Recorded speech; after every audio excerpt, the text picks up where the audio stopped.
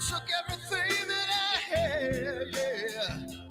Walked away, but you left one thing behind. You're wondering just what that is. Yes, you are.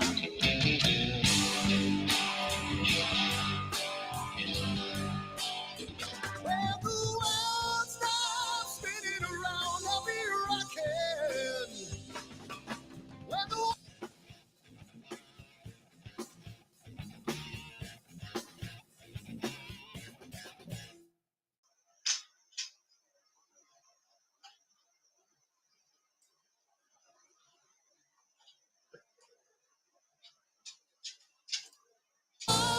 comes tumbling down, I'll be there.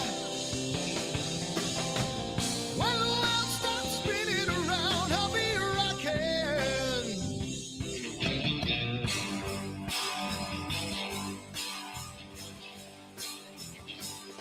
We're gonna make a little love down by the water. Maybe have a son, maybe have a daughter when the music man calls. That's when I gotta play.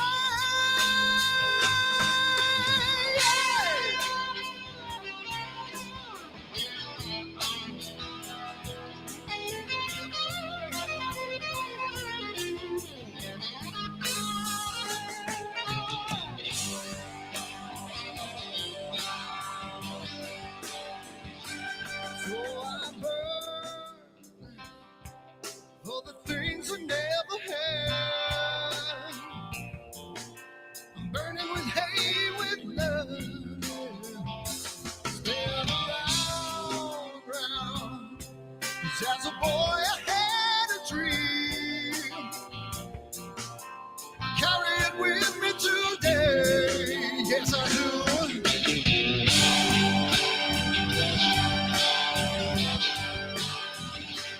When the world stops spinning around, I'll be rocking. When the walls come tumbling down, I'll be there. When the world stops spinning around, I'll be rocking.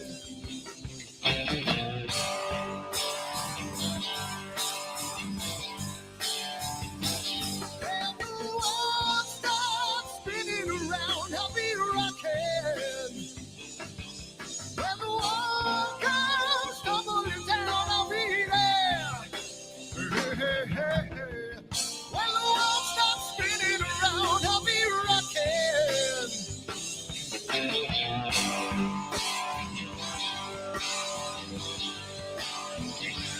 When the world stops spinning around, I'll be rocking.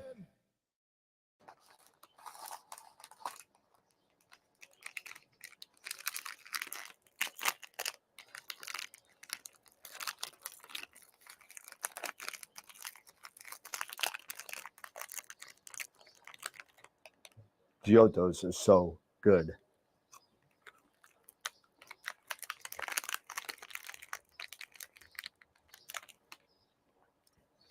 These chocolates are, wait, what?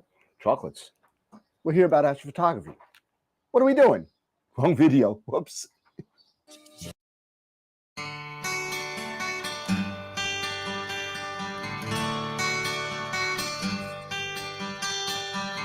So I came here alone, feeling heat and the world coming over me. Got a way of your own, but I told you that life ain't a fantasy. Now I stew every day. Turn it up, it's just your way. Rocket fuel runs through your brain. Like I told you on the train, that it's the only thing she knows. The only thing she knows. The only thing she knows. That it's the only, only, only, only thing she knows. She knows. So it started to rain. Met a woman with eyes like a hurricane. Told her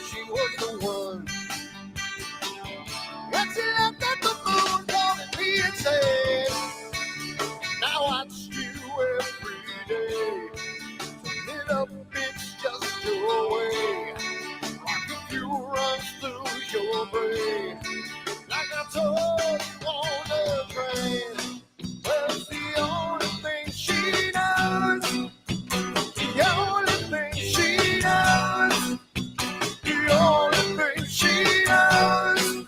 Said it's the only thing she knows. Got up on the wrong side and I'm catching burned again. That glass is looking brown today. Well, it's the only thing she knows. The only thing she knows. The only thing she knows. Said it's the only thing she knows.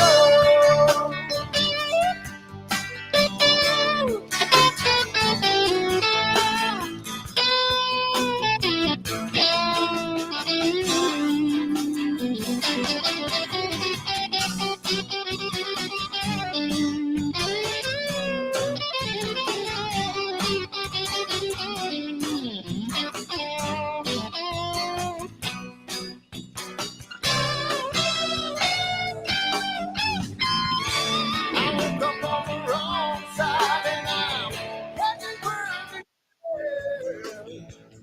That glass looking brown today. Said it's the only thing she knows. The only thing she knows. The only thing she knows. Said it's the only thing she knows. The only thing she knows. Only thing she knows. The only thing she knows. Said it's the only thing she knows. She knows. She knows. She knows.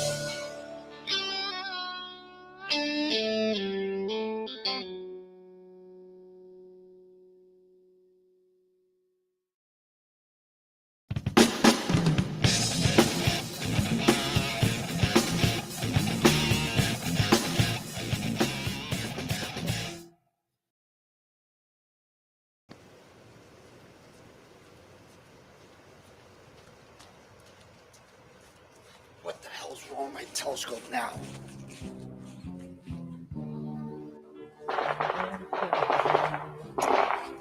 Yeah, what's wrong with this thing?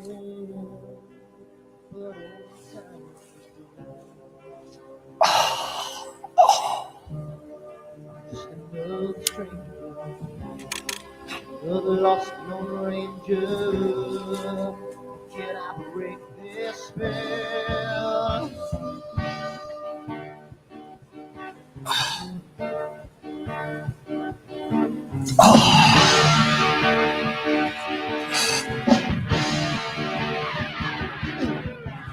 Do one thing right. Do I make you two things wrong? If I want that fine line, I will always take the fall. If I don't do left, I can hear from the right. I sleep all day long, and I'm breathing through the night.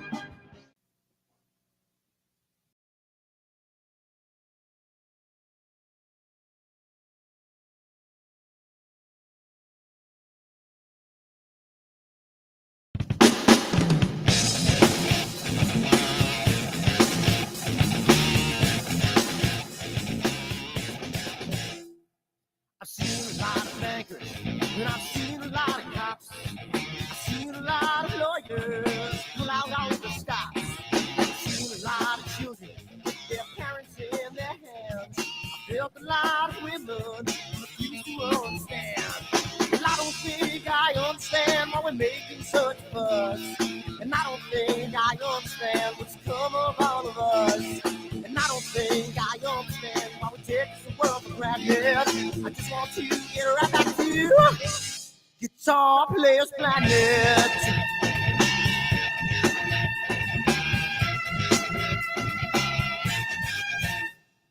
You see it in the papers, you read it every day. The riots and the fires going on in South LA.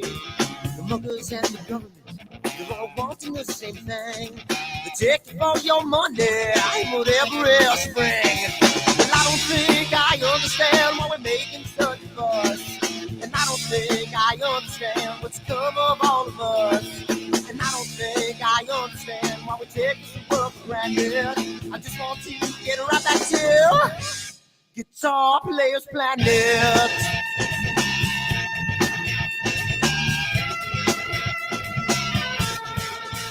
Take me.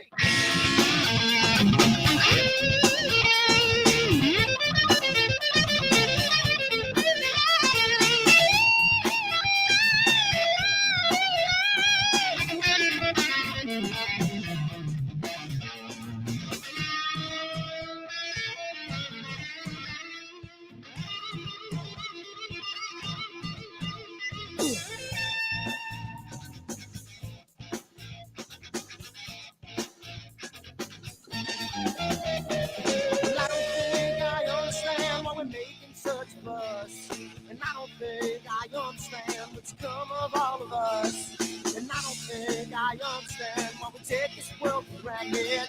I just want to get right back to Guitar Players Planet. Guitar Players Planet. Guitar Players Planet. Guitar Players Planet. Guitar Players Planet. Guitar Players Planet.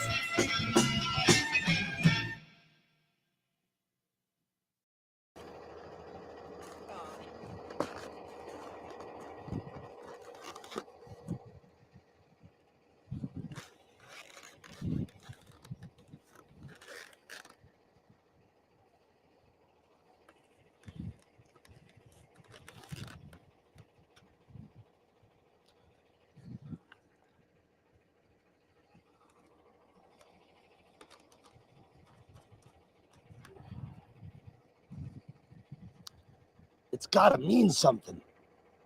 It's gotta.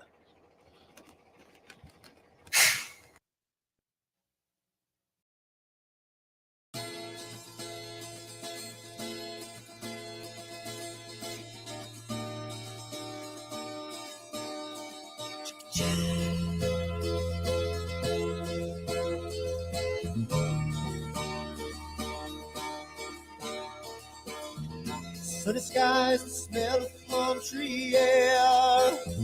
Looking back, I could never feel fair. The way the music has touched my soul, the way that the sound holds its control. But I've got a new way to choose. I'm gonna start running back to the lands of new. Oh, na na na na na na.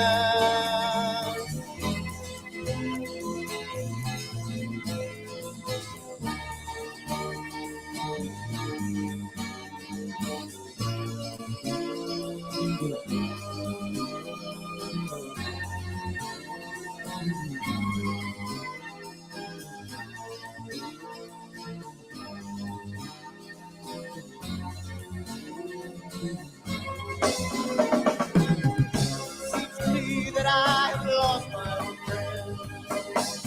Got the sunset off the highway again. Then I get lost on a long summer day. I must go back before it's too late.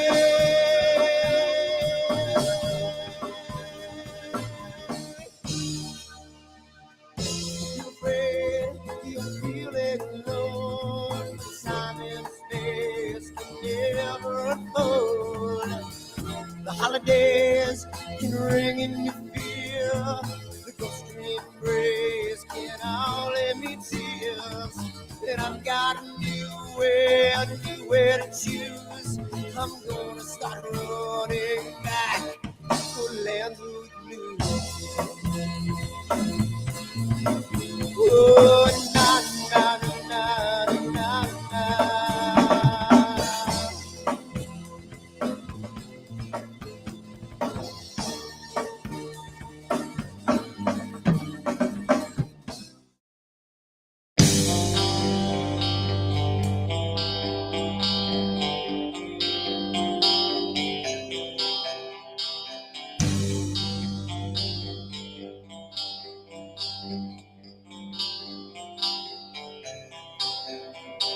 Someone to take me down at night.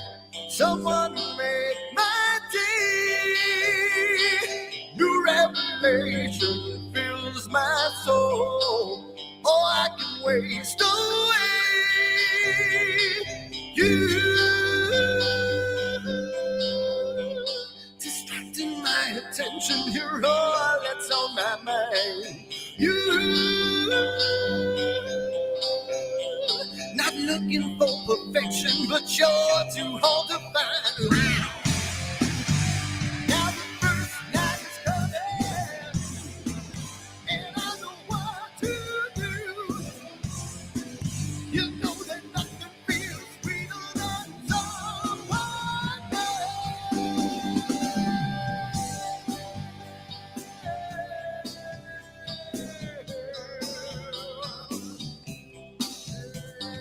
I need to taste your life again. I need a rendezvous. New revelation just fill my soul. Beginning and ends with you. Distracting my attention. You're all that's on my mind. You. Not looking for perfection, but you're too hard to find.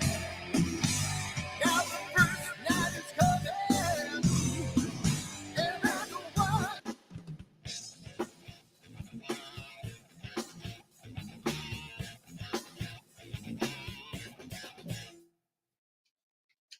Hey, what's going on, Dave and Alan? All right, cool. That's what happens when things get screwed up the last 10 minutes before the show goes on. So, what's going on, everybody? How's it happening? We're here again, and it's another Wednesday night over at AstroWorld Telescopes. I'm drinking my red bottle of water here because I just blew the diet tonight by eating a whole bunch of Chinese food.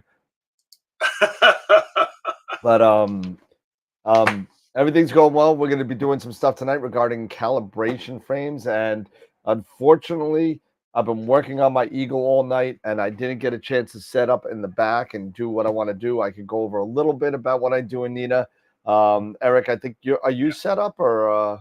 I am set up in the on ASI Nina. Air. Oh, yeah, no, on Nina. On Nina. Okay. I'm set up there. Yep. So I haven't really used ASI very much, especially with the Edge 8, since I'm using so many more Prima Luce Lab components that yeah, I haven't really used the ASI Air. Any way you could turn it on so we could kind of take a look-see? I can probably turn it on. But, yeah, so we could take a look-see. I thought, I figured that you're the ASI Air user usually. You would do yeah. No, we can. And so Dave's got Nina hooked up, so you could kind of do my Nina wasn't working the way I wanted it to do, and everything wasn't set up because it's been so long since I imaged. So I'm not going to be kind of. I could show you a little bit of what I do with my calibration frames, but I'm sure it's going to be similar to what Dave has going on over there as well. So the first thing that we want to do is, and I said we were going to get back to doing this, and just so you know, everybody, I guess who got back to me yesterday about being on the show? Who? Helena got back to me. Oh yeah, she got back. Helena did, huh? I hunted her down. I blew up her email until she answered me, and she finally answered. She said, "Yes, university's almost done. Hopefully in June we can get together and do a Saturday." And it looks like what we're going to be doing is like the women in Astro type stuff. So I'm going to try and get Helena, Astra Stays, Katie, and maybe one other person just to come on as and to show off the women in Astro, because this is not a guys only club. So I think it's important that we kind of shine a spotlight on, and something that I kind of want to do for a while, and I just never got around to it. And so now it looks like it's gonna be time sometime in June. It looks like it's still no Brian May. I think that's a dead issue. Unfortunately, that's Unfortunately. sad, but I tried my darndest for 2 years, and I think that it's just not gonna happen, guys. I'm so sorry. I tried. Hey, Ernesto, what's going on? I see Matt. I see Dave. Dave's on the show. Kevin, Tom. I think, do we have audio on Dave still? No, we don't. I don't know why. Hold on. Check 1, 2. Now we do. Yep, I got you. Oh, okay, good. And then so we're going to talk about calibration frames tonight and how we take them and what we do with them for the most part, and we'll take it from there. But before we get into there, we don't have any upcoming guests, but I want to say thank you to some of the people, because we've given out a lot of Masters of Pix Insight workshops over the past couple of weeks. So I want to say thank you to these guys. So let's take a look and see here. We got the all famous kind of. Thank you to our sponsors. So, and Optolong, it looks like they're no longer going to be a sponsor as of June 1. They kind of have been unresponsive, I guess, to any samples that they may want to be giving us. I think they're giving them all to Masters of Pix Insight, but we're all part of the same team. I'm still going to use Optolong filters. I still use them. I still use the 3 nanometers and the LARGB. They're great products, but hopefully they decide to come back in 2025. So hopefully that is. Masters of Pix Insight and IP4AP. We give away free workshops every Friday night for Masters of Pix Insight and IP4AP. And if you're not involved with any of these giveaways, go to astroweb.com, go under giveaways, and sign up for the giveaways that you want. Of course, we have our own Astro store, AstroWorld telescopes. You can get all your favorites with us. Just be patient. Do me a favor. I'm still building up stock. So it may take me a little bit longer in some cases to get some stuff, but most of the stuff, you can see behind me, I got a lot of stuff in stock, and I look very wide tonight. I don't know if you're very thin there. I don't know. I know I'm on the diet, but I mean, I'm kind of thinned out there. So go check us out. If you got any questions, give us a call or send me an email at dan@astraltelescopes.com. So Dave, I put this together as of May 18th. You're in the lead for Image of the Week winners. That's hard. That's because of Tom too. Yeah. Well, you and Tom both got one for that. So I mean, we've had 2 actually. We've had 2. So we may give you a -2 then for that. But well, then take it away from Tom too. What's fair is fair, of course.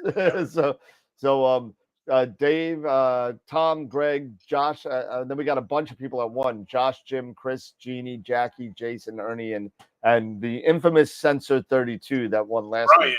So, that was really nice. That was a pretty image. So yeah, awesome. So I'll be keeping tracks of this. Probably like I don't know. I'll try and add to it as we go through the weeks. No promises, but there we go. And then of course, go check us out on our. I actually updated this screen too. It didn't make it with just QR codes on there, so you could take a picture and not worry about the names and jump on to whatever social media platform you want to join. So there we go. And then also I made a promise. I want to keep it. And I'm sorry, Dave, I didn't have time to put you on the screen, so we're gonna say bye to Dave for a second. And thank you everybody for your support. We did get one more member on Patreon. That's Wilfredo's Astro Forum. So thank you to him. I didn't get a chance to put you up on the screen. You'll be up on there next week. But definitely go check us out on Discord. And if you want to see anything, on Discord, any content, any stuff like that, feel free to hit us up on email and let us know. And we have a lot of members on both. You can see them all. This is a combination of YouTube and on Patreon.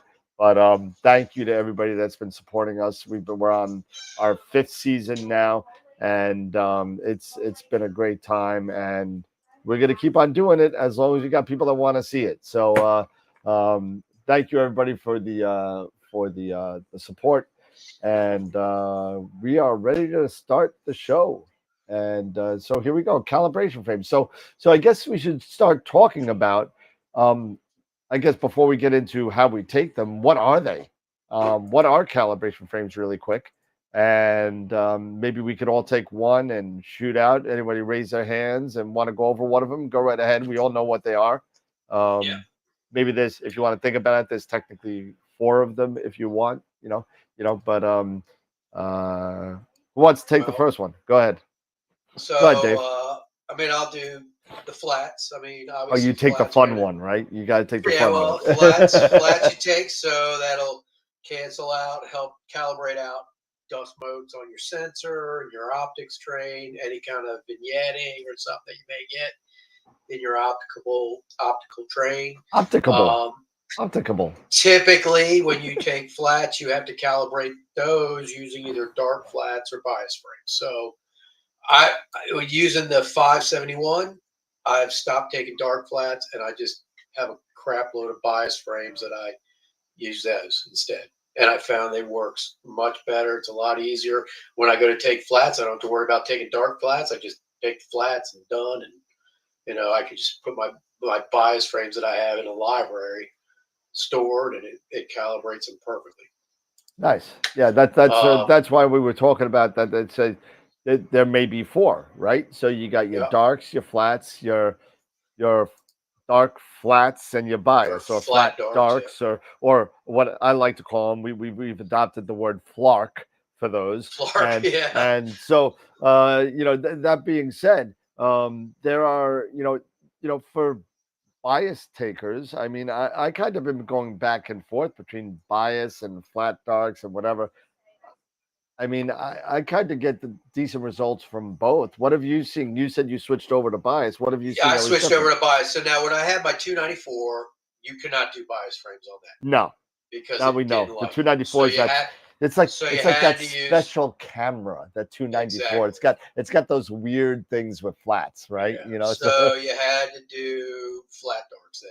So, but once I got the 571, and it takes great bias frames and it calibrates my flats perfectly. So, I just find it easier where I don't have to take, typically I'll take 33 flats per filter, and I don't have to worry about, and usually 2 seconds.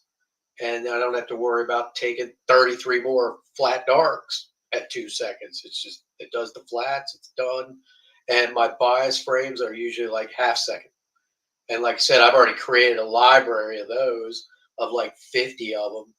And, bias frames are bias frames. They're going to stay good forever. I don't ever see myself having to repeat those. No. Again, you can use those. You can even make even though the laws master bias. Yeah, the laws of I guess Murphy's law will end up working out against you, because I know people that have been doing flat libraries.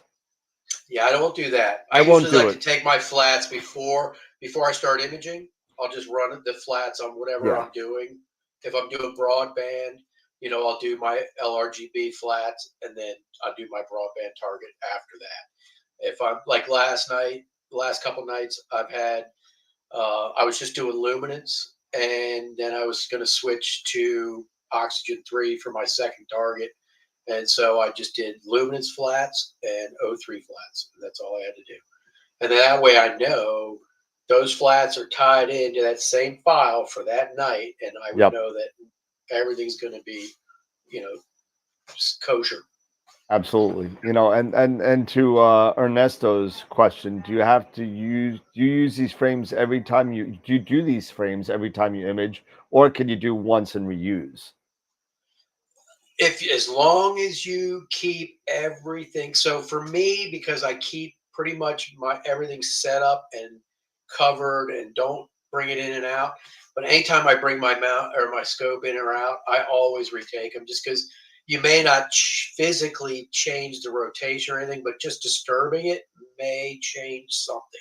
Yeah. So it's just better practice to always redo them anyway. You know, and, But and this if is I've talking left about it out, flat. This is talking about flat flats frames, yeah. only, right? So at this correct, point, flats only, now yeah. for darks, bias, flat darks, we'll get into that later.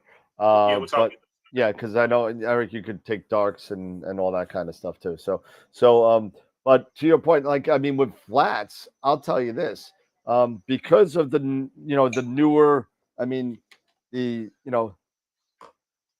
is what I was Yeah. planning on showing tonight was the Yeah. motorized kind of flat panel, right? You're not supposed to do that.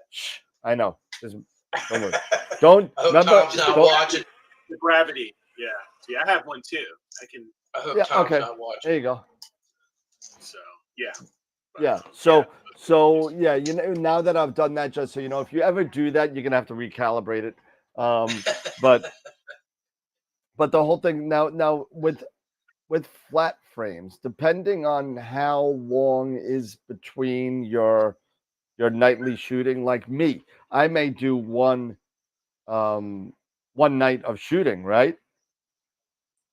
Because of the clouds and whatever in the sky, or what what the crappy skies we have, it may not be a week until I shoot again, right? In that case, I would do flats all the time, Again. and to do flats again. But however, I'll tell you this: I have done flat libraries for each project. Once I do a project, that's it, because I don't touch it. I don't touch it. I don't move it. It doesn't stay anywhere. And if I get 3 days straight, I'll be good. Now, the Murphy's Law will get you if you do this. It'll get you. All of a sudden, one night, this whole flat library thing will work for like 3 projects. Then all of a sudden, the infamous dust mode is there. That is just not going. And you're like, oh man, I got flats. The flats are good. They worked with the last project. No, it's a new dust mode.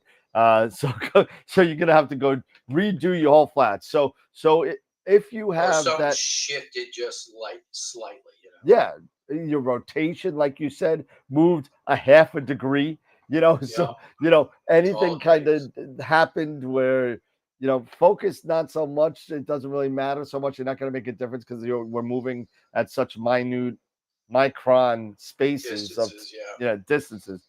But with the flats, it's really important. So I would tell you to bite the bullet, get like a $300. You don't have to spend $800 on an Alto Giotto. You could get like a $300 Wanderer Astro and strap it onto your dew shield so you can have a room, or just put a light tracing panel on and put it on the front. But take flats. There you go. Perfect. Exactly. Something like that every night, because flats are probably, and correct me if I'm wrong, guys, are probably the last calibration frame that everybody learns how to do correctly, right? And probably the most important one you should probably learn first. They're definitely probably the most important. Yeah. And the thing about it too is this time of year when it's getting darker later, it's easy that you're sitting around waiting for it to get dark. So once it gets to a certain point, it's not to start imaging yet. Throw your flat panel on there and just do your flats. Get them out of the way. That way you have them all done. By the time you are ready to start shooting, it's done. You're ready to go, and you can go. And then the next morning, you got everything you need. Yeah, I'm a little anal, so like because I think all three of us have automated flat panels at this point. Yeah. Yeah, so I think that I'm a little crazier even than that. I always think while I'm sleeping that like a piece of pollen is just going to go right on to my lens while I'm sleeping if I take those flats at the beginning, and that it's gonna, and now I don't have any flats. I got to do them again anyway, because of that one. So I'll take them at the end of my run, But what I found, Dan, is a piece of pollen or something on the end of your lens. It's not going to show up in your image. Probably not, but you know what? It's those things just that my are right head. up against the sensor or on your filter.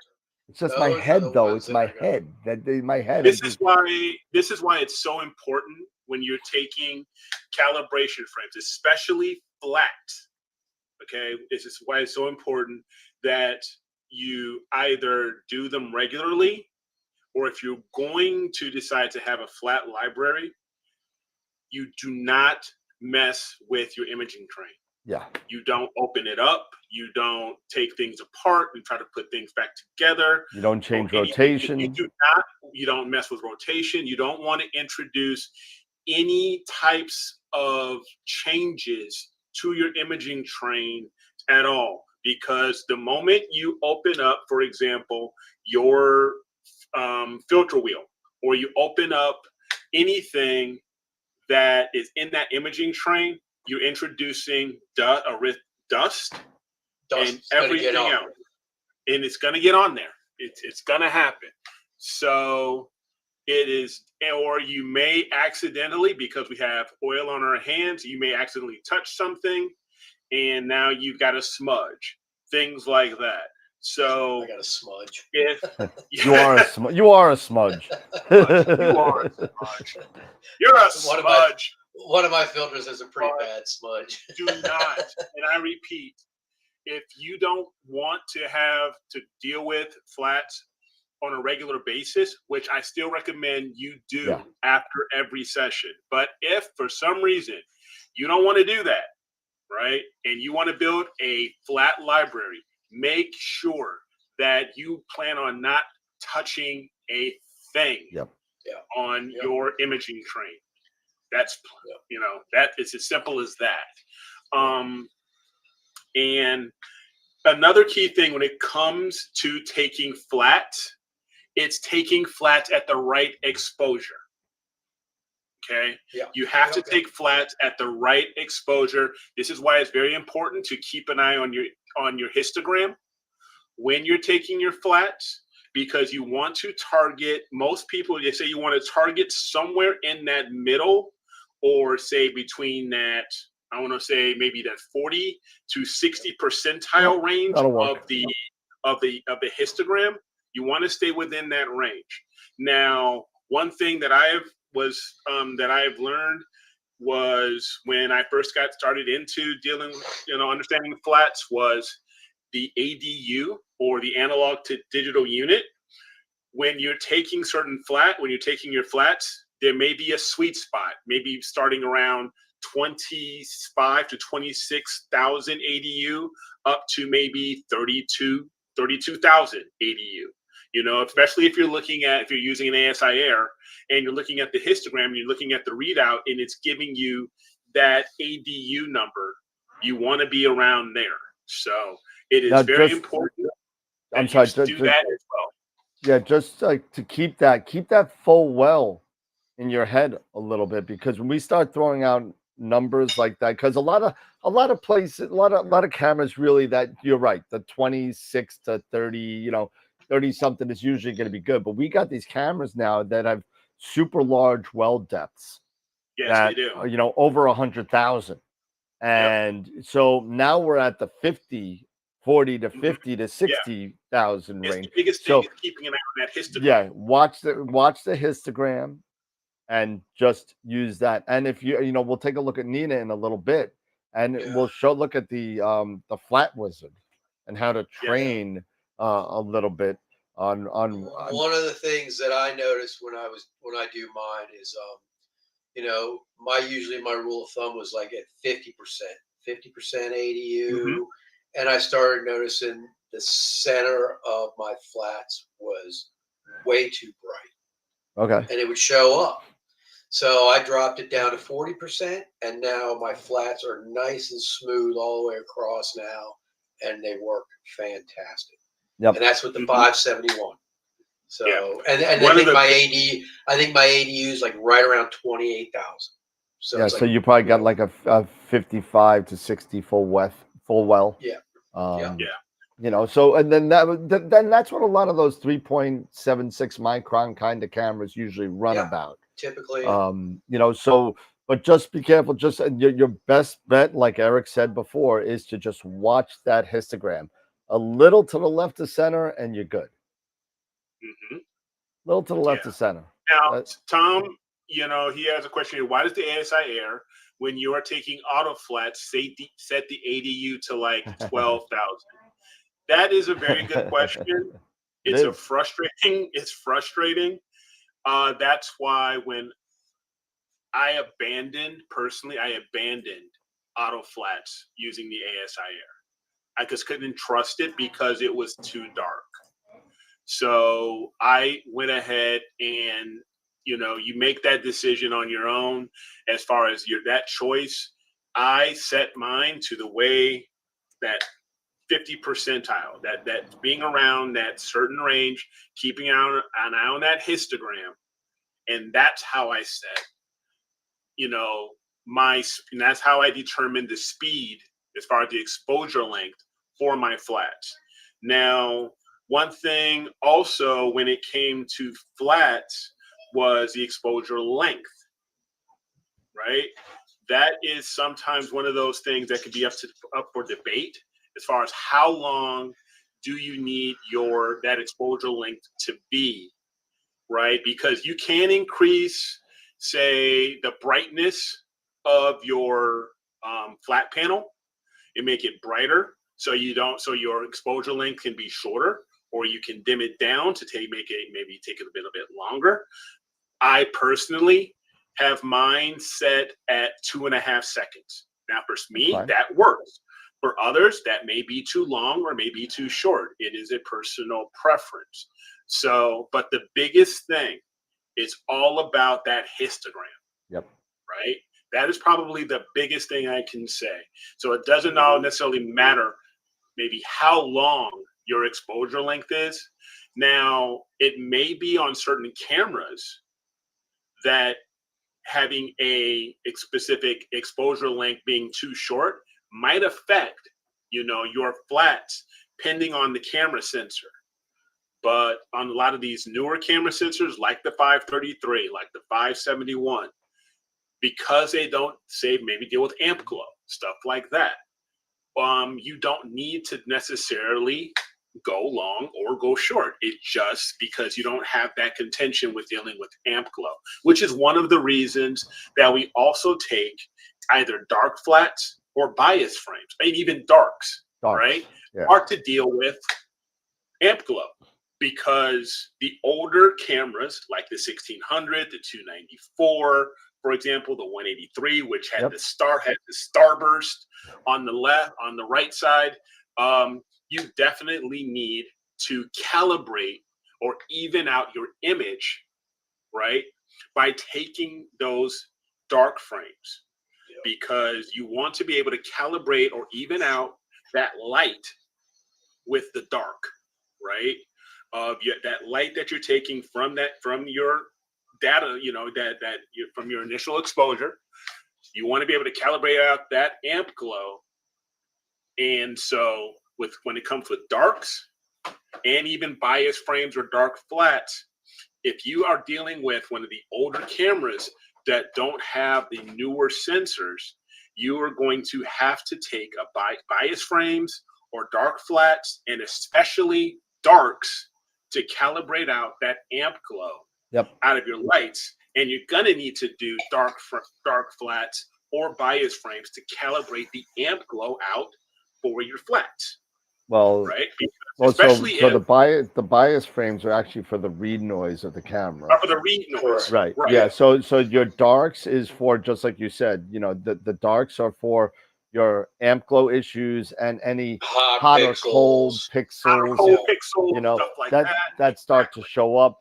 And what bias frames is for is because you got to remember that when bias frames came out, is from those CCD cameras that I used to love, where the analog to digital converter unit, right, would drop things into a register and move, like literally on a train, move all of your data for that row into the memory by row by row by row, and it would do it really fast. And but the issue is that created some sort of digital noise from the movement of that data and the conversion of that data. So now a lot of people are doing not even doing biases because the read noise is almost nothing. Nothing. The Right. thermal noise is almost nothing now. I mean, Right. you know, Nowadays. but I still would say you have to take dark frames because you know what? Not every sensor is perfect. You're gonna have pixels in there. Next thing you know, your guiding is gonna be at 0, 0, 0, and you're gonna be guiding on a hot pixel. And so Yes. that's if you do a bad pixel map or something like that, that will help you out with that kind of stuff, or darks for your PhDs for guiding. But Yeah. definitely sit there and make sure that you are able to.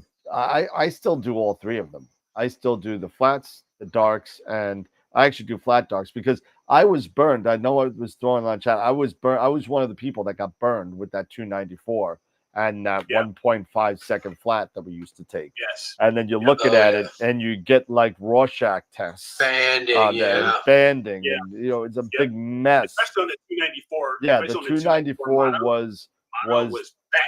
definitely one of the ones that you needed to take 2+ seconds.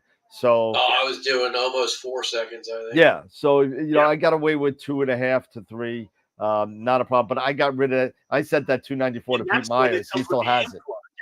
And that's when you're taking these long exposures for your flats, like a 4-second exposure. Now with the 294, you're going to introduce amp glow. So this is why having those dark flats to calibrate out. Will calibrate out. Yeah. That having those dark flats or flat darks, however you want to call them, will and that have that amp glow on there will calibrate out the amp glow on your flats because you have that longer exposure. You don't have that maybe half a second, 1 second exposure where you don't maybe have to deal with that amp glow as badly as you would have to do 4 second or 5 second, flats because of certain because of these older sensors and stuff like that. That's true. That's true. I'm starting to have a bit more confidence with the 533 and my 2600, just mine in particular, because we have had some that haven't been, they've had introduced some problems, like the leaking and all that stuff, which has nothing to do with what we're talking about here, but they have had their problems. But my particular ones, I take my flats and I'll take a bunch of bias frames. I don't really take, and this is a personal preference. I don't really take darks anymore. Especially at least for 571 and 533. Yeah, I still do. I still have a library. Of, and I used to have them. I still have that. But as a routine, I don't really do that anymore. I just build out my flats and my bias frames and to deal with the read noise, which is very, very minimal. And my lights, of course. And that's it. And I've done that now for almost a year now. Yeah. And I've had success. Now, will I take darks at some point? Yeah, I might take some darks, just to be on the safe side, just so I have a little library, like I say. And then if I have to do something like dealing with hot pixels, building up my bad pixel map, stuff like that. That color calibration. Or that cosmetic. Correction. Cosmetic correction. Yeah. So, but correction. To your point, so I can do hot pixels. To your point, to your point, dark frames. I'll sit there. I do my library well. I'll do 30-second darks, 1 minute, 2 minute, 3 minute, and 5 minute. Those are the ones that I do. I don't go any longer than 5 minutes. Even on narrowband, I don't. Not on Long Island, I just don't. So I will make those 5, and I'll use those until I start seeing something change in my pictures. Right. Yeah. I will not. I will make master darks, and I would use those master darks until I see a problem. Right. Usually, I don't. I've used my last dark library since I moved over to the 268. I have used that dark library for over a year and a half. Yeah, I've used mine So since I got my 26. yeah. Yeah, I mean, Yeah, but you know, in all fairness, I don't think that's comparing to apples here because I saw your original dark frame and I tried for an hour and I finally found, I think, one. I don't know, maybe it was the cataracts in my eye, but I think I found one hot pixel in there, and it was that clean of a sensor. It was pretty incredible.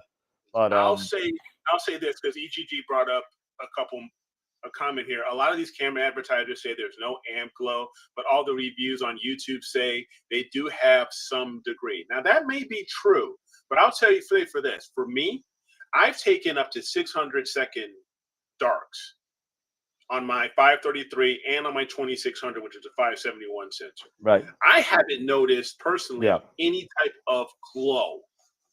you know what? You know what I see with the cheaper end cameras that they say that have no amp glow. I won't see an amp glow like a starburst, like the 183, like the or 183, I won't see that. But I might be like see, a hot edge. on the side. Hot You'll edge. see it's just a little brighter than what you kind of like what it should be. It shouldn't be there. It kind of is there, and you kind of ignore it because as you go through your calibration frames and all, it just disappears. It gets rejected. But you know, for the most part, but that really hasn't bothered me. But I still take my darks. I still take my flats. I still take my bias or flat darks. Mm-hmm. And now, one other thing is like when we're talking about darks, is to make sure if you are going to take darks and you're using your darks, like we were just talking about, to deal with hot pixels, and these are to to deal with amp glow. These are to calibrate out those issues out of your light frames. Just like dark flats or flat darks are created to deal with issues dealing with your flats. Biases are mainly created to deal with read noise, right, or that type of noise. When you're doing darks, it's just that you want them to be dark. You want to cover your sensor. All right. You want to put the lid on the cap on your lens, all of that stuff. And you want to have the same exact settings as far as temperature, if you're using a cooled camera, or even if you're using a DSLR. If you're using a DSLR, I would say as soon as you're done with your imaging for the night, try to keep it as close to the same temperature as when you were doing your imaging session. Put the cap on. This means, you're going to have to get up probably in the middle, early in the morning or something like that. Put the cap over your lens and then start your darks. And they have to be the same ISO and the same exposure speed as your light frames. Same thing with your CMOS, with your dedicated CMOS cameras. Put the cover over your telescope, and make sure it's cooled at the same temperature, and run the exact same gain and the exact same exposure length as you did with your lights. If you're doing different types of exposure lengths, maybe for LRGB or for narrowband, you want to make sure you do them all. Okay, or you build a dark library. When we're talking about dedicated CMOS cameras and cooled CMOS cameras, you can build a library of all these different exposures like Dan was talking about. But if you're using a DSLR, you have to do them at the end of every session. Yeah, because there's no ifs, ands, or ups about it. There's no way around it. Yeah. Yeah, when I got my 571, before I even mounted it, I plugged the thing in, cooled it down to 2 different temperatures, -10, -5, thinking in the summer, if it's too hot, should be able to get it down to -5. But for the most part, -10. And I did a full library of like Dan, 30, 60, 2 minutes, 3 minutes, 4 minutes, 5 minutes. And I did some 10 minutes. And I did them all. And then when I was done, I have them all in a folder, and then I put everything together, put it on my image train, and it's never come off. And one other thing to talk about really quick is how we organize the flats and how we kind of make sure that the right flats and the right calibration frames are applied to the right pictures, the right images. I don't know what you guys do, but what I do is I literally have a folder structure where it's the image name, and then under the image name is night 1, night 2, night 3, night 4, night 5. Yeah. And then night 1 goes in there, and then my night 1 flats, bias, and darks go in there. Now, if and this may seem stupid, but this is me and the way my brain works. If I'm using my dark library and my bias library, right? Because the odds are I probably am, and I'm taking new flats every night at the end of my sequence, right? The flats will automatically get loaded into night 1, and I will manually take a copy of my bias and my dark frames and dump those into night 1. Okay. There's another way to do it. What was that? Me, I date them all. I have dates. Yeah, my dates are all mine. That I do. I say for my flats. Well, okay, I did this imaging session today. Like I have an imaging session on May 22nd. I have that. Then I'll do my set of flats and I'll date it May 22nd, 2024. Mine are all dated as well. However, when I go into PixInsight and I want to use the grouping keywords on it. Oh, then yeah. Now I just do grouping keyword night. And then anything that says night 1 will be gone to night 1. Anything in folder that says night 2 will go to night 2, night 3, and I don't have to worry about dates. I don't care about dates. I just throw them into the folder and be done with it. You use nights. It doesn't depend on. It doesn't matter the keyword. You use nights. I actually use session, like session 1, session 2, session 3. Same thing. Same thing. It's the same exactly. Yeah. If you're using session, something that designates that this night goes with this calibration frames, even if you use date. But here's the thing with date, right? Here's the issue with date. When you have date 522 and your imaging goes over from 522 to 523. Correct. Yeah. That's where the date problem goes in. That's correct. You know what I'm saying? So if you use a more generic, it's good to date the fits because you should. Yep. You know what I mean? It's just something to have that you could kind of know when that photo was taken. God forbid you could be finding the next asteroid out there and you're going to need a date stamp on it. Whatever the case may be. You should have a date stamp on it. But when it comes down to imaging and processing in PixInsight, the grouping keywords kind of help me by either using like you use session or use night or use whatever else you may want to do. If you want to do date 1, date 2, date 3, you could do it that way as well. Chris says accidentally used the wrong gain for my flats. Worked fine. Does it even matter for flats? To be honest, yes. You may have just lucked out. You may have just lucked out personally, but yes, you definitely want to try to keep everything the same. Well, you want to temperature doesn't matter with flats. Though. Correct. No, temperature doesn't matter with flats but the gain should matter. Yeah. Yes. Because the gain can make your ADU go higher than you. Well.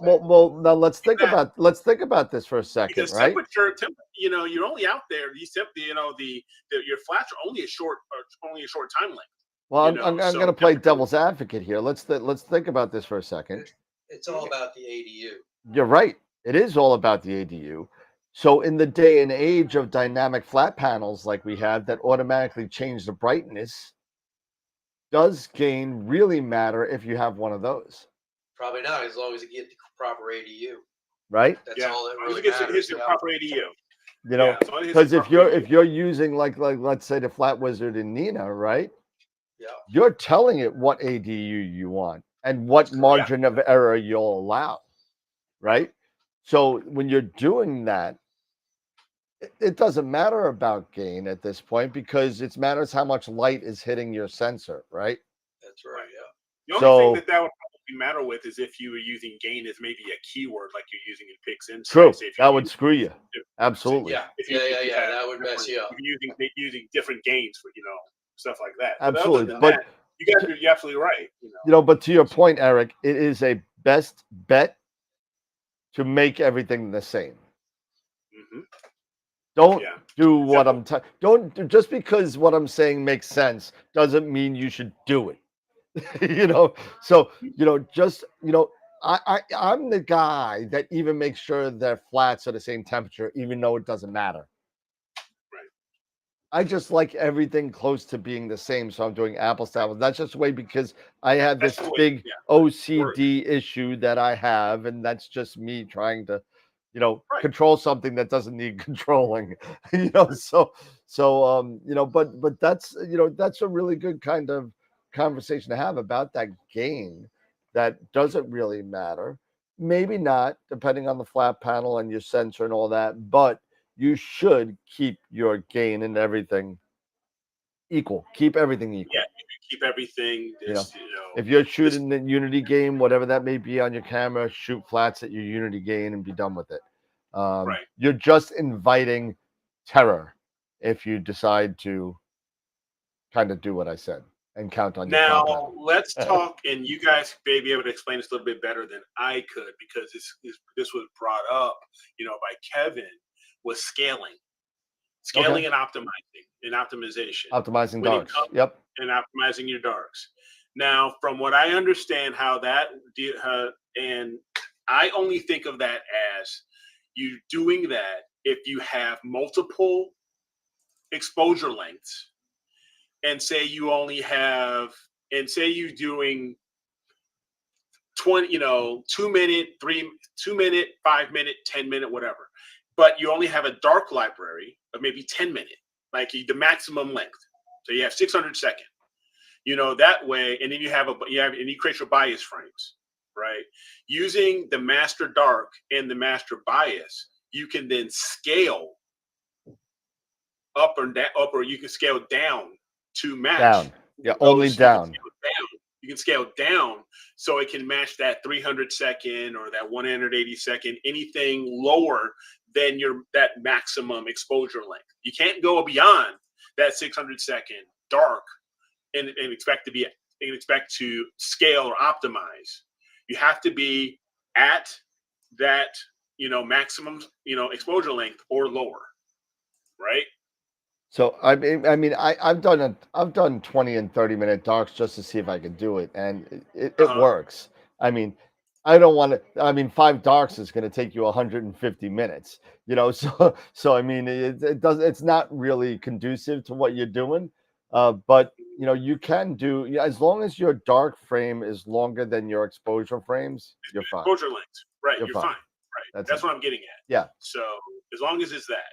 So if you wanted to do maybe a dark library, say and you plan on not going you'll plan on you never are going to go over a 10-minute exposure, then go ahead and just make a dark library of 600 second dark library, and then have your bias frames, and then that way you can optimize for anything less than that 600 second exposure, stuff like that, like you're saying. So yeah. So Kevin had a thing said flat at a different temperature should have different noise. Isn't that correct?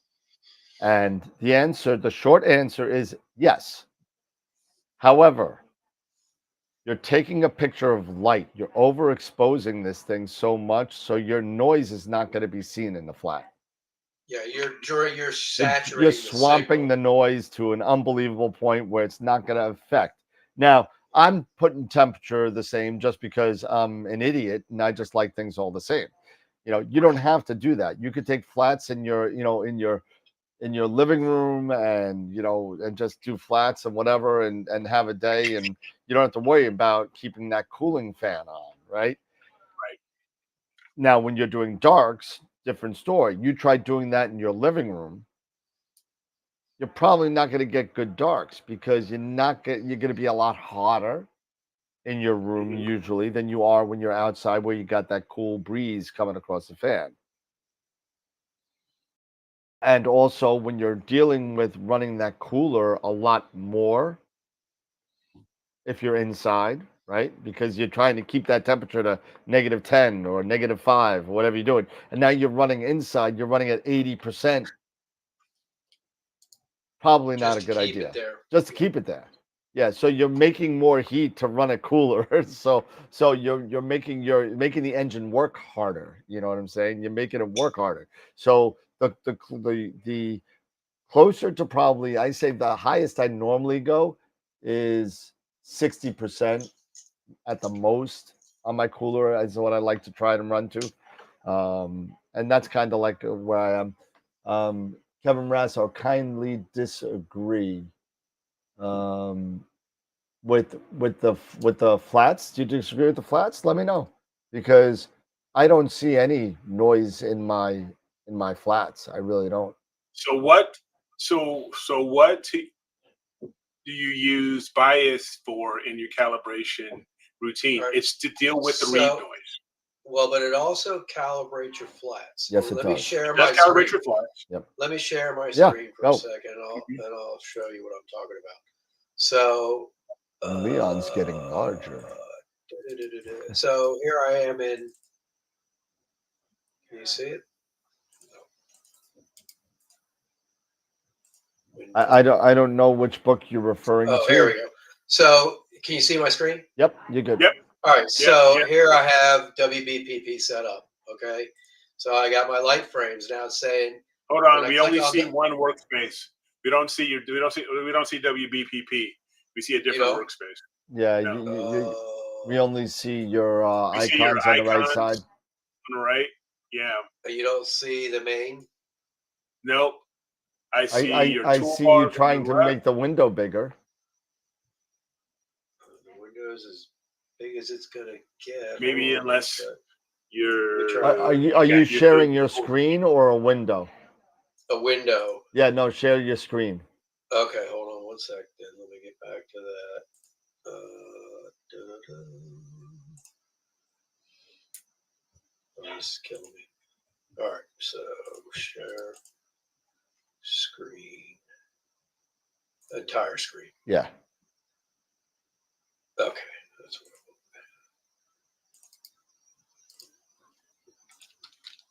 All right. There you go. All right, so you can see my thing here. Yep. So if I click on my lights, it Right. shows that my flat's gonna calibrate those, and my dark's gonna calibrate those. Right. If I click on my darks, it's basically gonna calibrate my lights. If I Right. click on my flats, it's showing that the bias frames are gonna calibrate my flats and my lights. Right. So the bias frames are going to calibrate my flats, so I don't have to use dark flats or flat darks. It's going to Right. take care of all of that. So therefore, this is basically what the bias frames are for. And the bias frames, like I said, are half-second long. They're done quick as heck, and I can keep a library of them. They're never going to change. And then the only thing I have to do is just do my flats when I need to do flats, add those bias frames. And you can see that's a master bias that was created, when I stacked them in a prior project. So that's basically where, those bias frames come into play. For me, that's the way I've found Be right works back. the best. Yep. Right.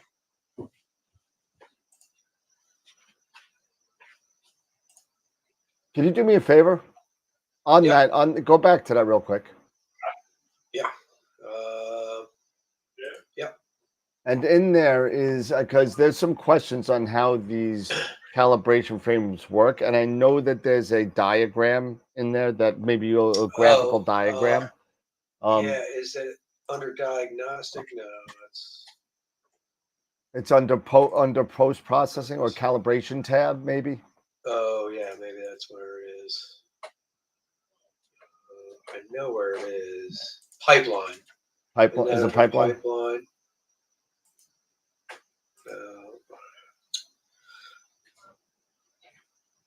If you highlight, I can't see your screen, so if you could share your screen, maybe. Oh, you can't. Oh, yeah, let me go you back. turned and it I'll off. do that.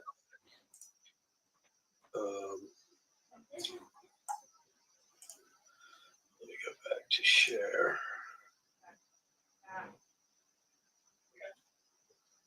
Entire screen.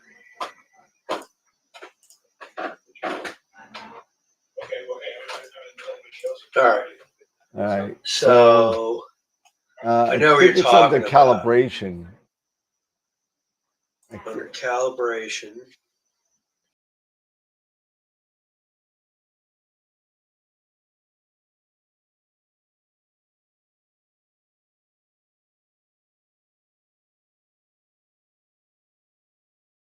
There we go. Okay. So this will So, give yeah. you more of an example of what these things do. So the bias goes into, like you said, Dave. I just wanted to show a graphical interface on what these things do, is instead of just, maybe it'll give people an image of what they do. If you go into Yep. your flat and the bias, so the bias now calibrates the flats. Now, if you go into your darks, you should also see bias in there and in a division symbol in there. So it divides. So if you get out of that, Let's see. Go to dark. X out of that. Yeah. You got to X out of the diagram dark. first. I did. I still see a diagram. I still see the diagram. Yep. There you go. Now There we go. highlight the dark, and now show the. Yeah. It's not coming up. So there's this diagram. I don't see any. Oh, because it's a master dark. It's already calibrated. Oh, that's why. why. It won't. That's why. That's why. Yeah. So but if you then had if I go to a lights- non-master dark on there, you will see. You'll see bias, as far as I remember, in that there as well. in there as well as division. Yeah, correct. Yeah. And then so this is Yeah. the lights. So yeah, what- if you didn't have these master darks here, you would see a different I have a diagram. master dark. Yeah. Correct. So, So here, let to me, Kevin's point, yes, biases do help out darks. I can change Yeah. it real quick if I go here, and then I can put that mask. I can put a where are my darks? Right.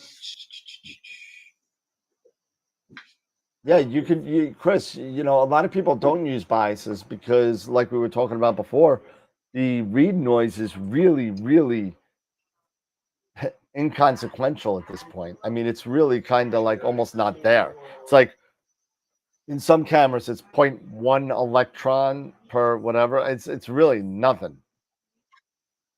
Yeah. Okay, where the hell are they? Oh, they're in E. Did they mention focus is crucial for flats? I believe we did. Oh, they're there, right here. If So I if didn't, I I go apologize. So here- yeah, you don't want to change your focus as well when you're doing flats. You can make depending on how close that dust mote is to your sensor. If it's right on that glass and you change focus, that dust mote will get bigger and smaller. Now, let me ask something, because when we're talking about focus for flats. Say with you, like with Nina, I'm not sure if this is with ASI Air, if you're having it, you're using an electronic focuser, will Nina adjust the focus based off of maybe if you're using offsets or anything like filter offsets or anything like that? Will it adjust the focus per filter prior to it taking the flats for that filter? Most likely not. So, I mean, if you even take a look at your offsets, right? If you take a look at your offsets, if you're in focus, you're in focus. You may be off a little bit from filter to filter if you don't have parfocal filters, but I have never seen it affect my flats and having to refocus between every filter. You know what I mean? While I'm doing flats. I've never done that. I'm just talking like if you're so far out of whack at the end of the night. Let's just say this. Right. Sometimes some people at the end of the night like their focuser totally racked in.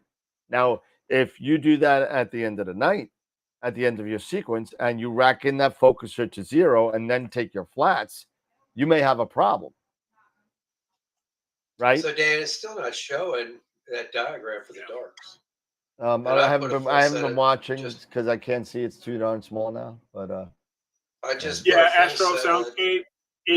Nina only uses the offsets if you turn on the offsets. Yes. So it's yeah. So WBPP must do something different with darks. Let me see if I can make you bigger real quick so I can see what you're looking at here. But Yeah, I've Tom, got- you're absolutely right. Though, when it comes to the focus, generally with the focus, especially using Let me see here. partifocal, So go. filters and stuff like that. Yeah, the difference in focus is going to be very inconsequential between filters and Yeah, stuff like see? that. So I'm wondering. you I'm take your wondering flats, because you already have that a should be fine. master bias too. It might be. That You might be think it because too. of the master? Go, Well, go but ahead. I mean, I It might have be. my flats in there, and the master bias, and it shows it. No, I But mean, it doesn't but do you're anything with applying a focus. master bias to a. You're applying a calibrated bias to a non-calibrated dark frame. Interesting. At least that's Possibly. it's possible. I don't know. It's been a while since I've kind of been in here and deep dived into this. Yeah. So, but that's something we could look at for the next time, I think.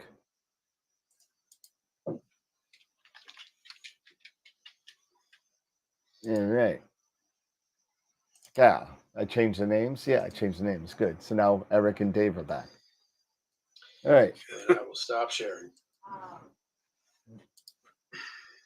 If you want, I can also show you my Flat Wizard stuff too. I've got that up and running too. I mean, if you have the offset set for, well, I'm curious to find that out. Actually, I don't think that there's a focus set for flats when you're taking flats in Nina. I just think it just takes the flats at whatever focus you're at. It does. It Wherever does, you're right? at now. I don't think that I've there's I've tried doing it. I've tried to copy what my focus was for that particular filter or whatever, right. and didn't make It didn't move it at all, right? No. Yeah. So because that's not surprising to me, though. I mean, if you're in focus for, LRGB, you may have a couple of 100-step offset for between LRGB, and a couple 100 steps in these sub-micron focusers is not going to make a difference to the size of the dust modes to the point where it's going to screw up your flats. yeah, At least that's my understanding. like I said, somebody explained to me, unless you have a big piece of schmutz on your lens that is actually being picked up by your sensor when you're imaging, focus is not going to make a difference. Right. Because everything that you are getting as far as dust and donuts and stuff like that is usually within those minute Couple area. of inches. Yeah, not even a couple inches usually. Well, if you think about it, within 55 millimeters, let's put it that way. well, Or that whatever could be your all the back way focus to is. the lens of the flattener, all the way to the chips. So I mean, that could be a good distance away. And as you get further away, right, it gets more translucent and it gets a lot larger, right? So, but not from the flattener, because the flattener is moving with the focuser. no, I'm all saying the time. size of the dust mode. I'm saying the size of the dust mode. So the further up the image train you go, the You might have larger an the issue. dust mote will be, the lighter the dust mote will be. The closer the dust mote is, the smaller and darker it will be. Right.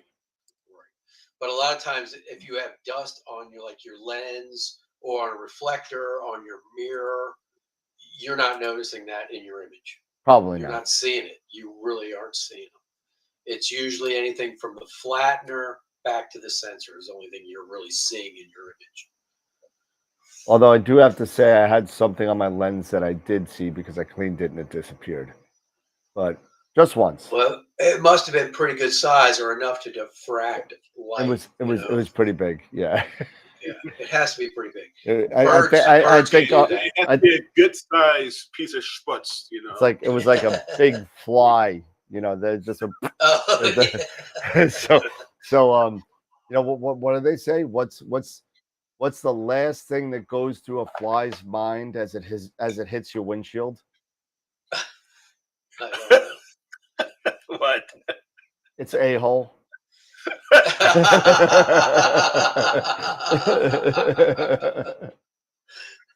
Yeah. Oh, It's butt. They all Chris. got it. They all got It's it.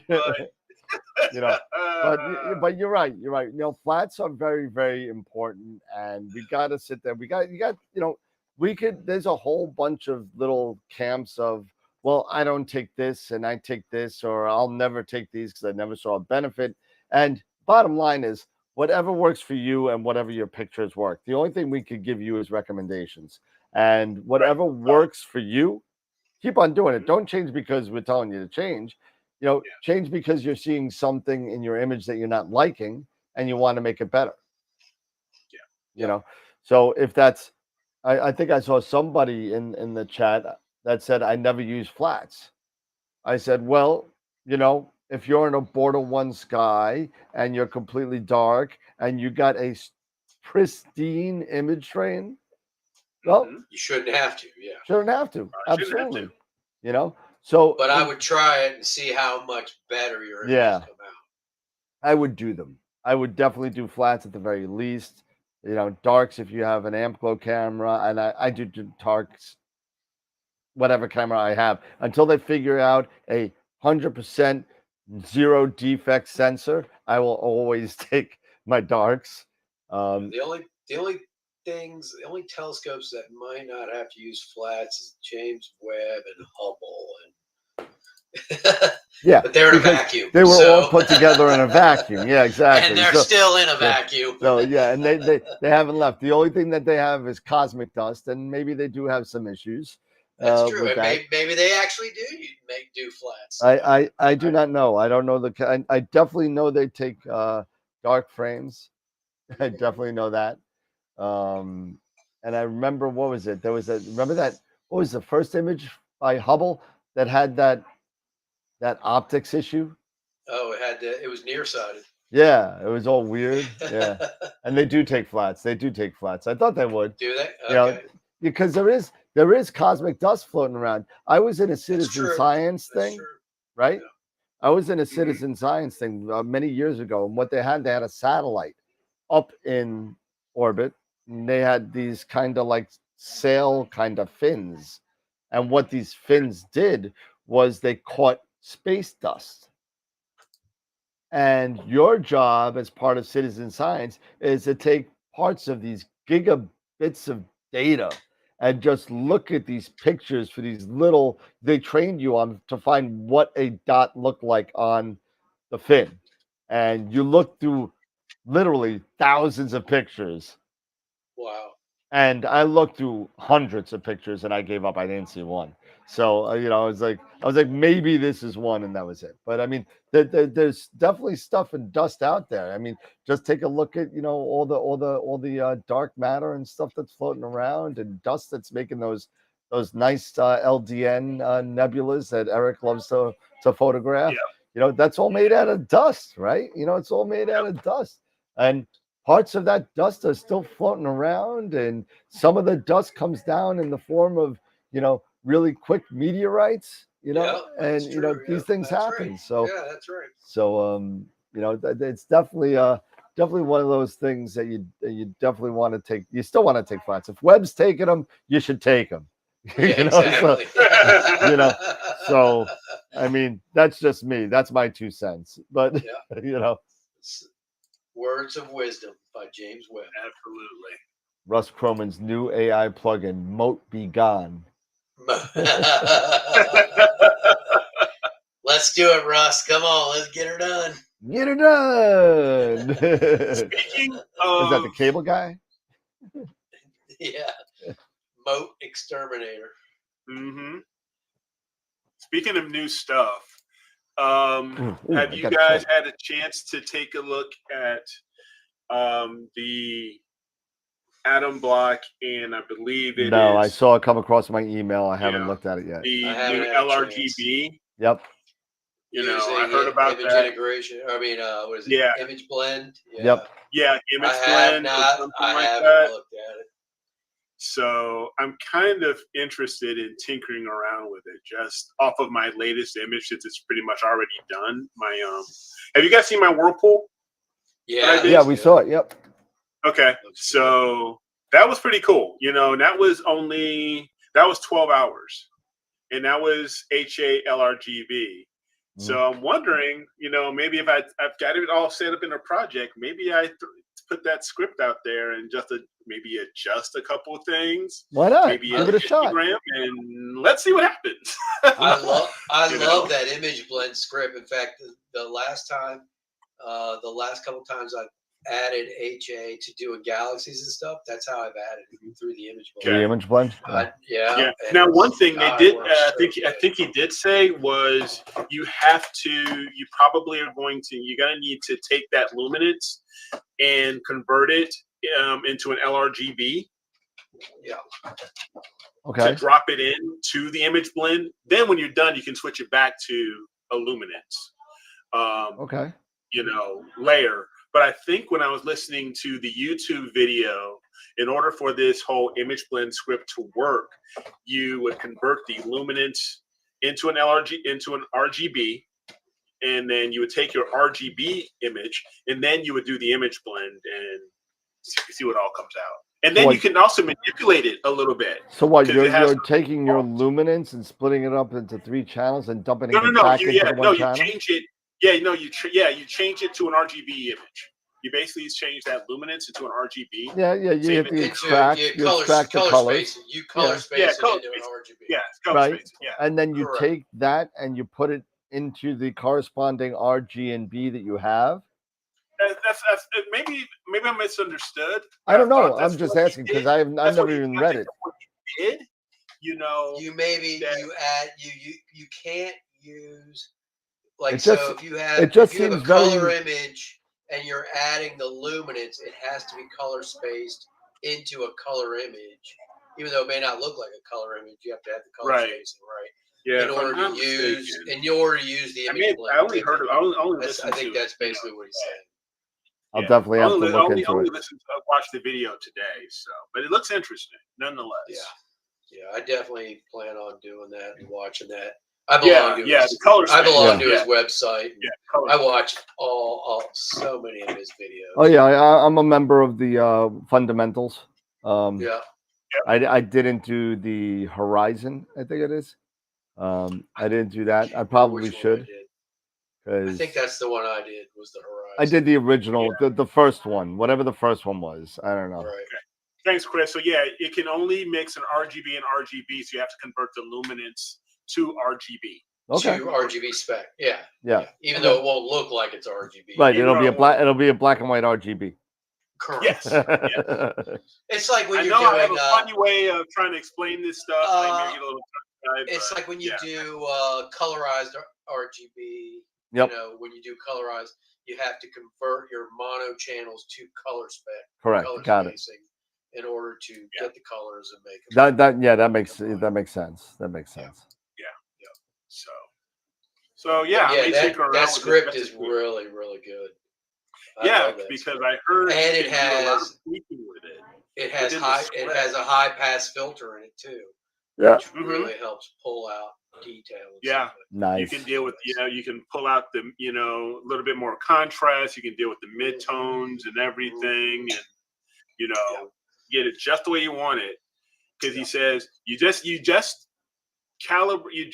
stretch it to be good.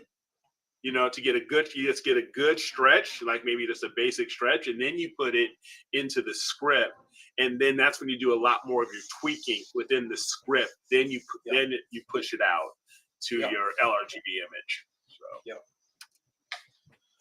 All right, so now I know we wanted to talk a little bit about the ASI Air and their calibration routine. I don't. Do we have one up or no? I'd have to go run and just plug in my camera into the ASI Air. But I've got the ASI Air up. Yeah, if we could just look at it and see what the difference is. Really quick. It may not do anything because, like I say, that's okay. As always, as we could see and show people the function of doing it. Yeah, and how you set it. So, like I said, there's nothing really here, but you would go to, for example, if you had a project you can set it up there, or if you did an auto run, for example. So if you go to auto run here, it's been a while since I've done it, and you would launch here, because like I said, without me having the stuff plugged in, it's probably not going to work. But yeah, you would go under auto run, and you can create your flats, and then you would select flat, and then you can either set a particular exposure length, or you can set it to auto, right?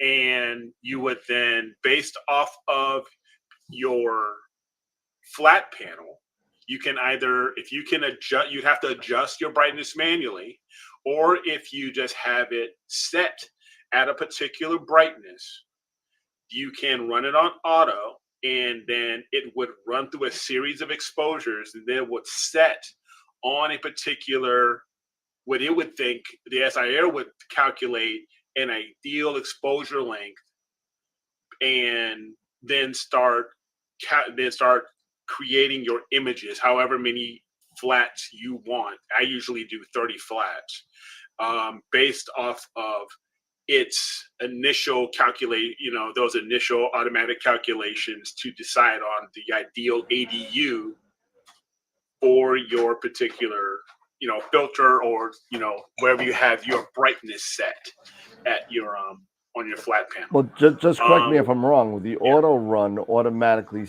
tries to set you at a 50% histogram. It doesn't. No, it doesn't always. No, it doesn't. For some reason, like even what Tom even mentioned, it'll go lower. For some reason, I've even had it with my, with my 2600 and my 533.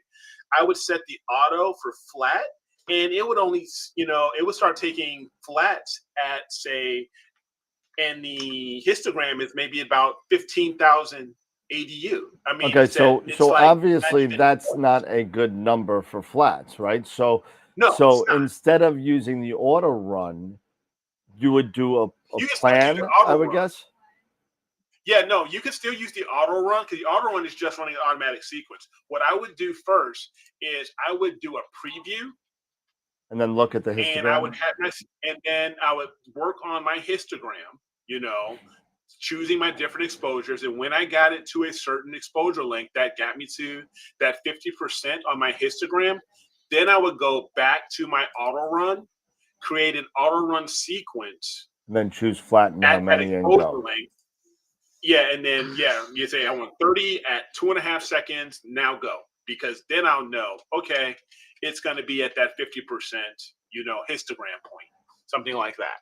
That's a good point too. Tom was talking about just do it on preview and get the histogram straight. That's exactly right. You would do it on preview first, to get that histogram set the way you want it. And then when you're ready to go through and do your 30, 50, how many ever flats you want, then you can either do it as a plan, or you can do it as an auto run and put in the number of, exposures you want and the exposure length, and then run it. Right, gotcha. Because it can't adjust the brightness of your flat panel. Yeah, so if you have a dynamic flat panel, it's not going to do anything. Because ZW doesn't make a flat panel yet. Or a rotator. Exactly. Or a rotator.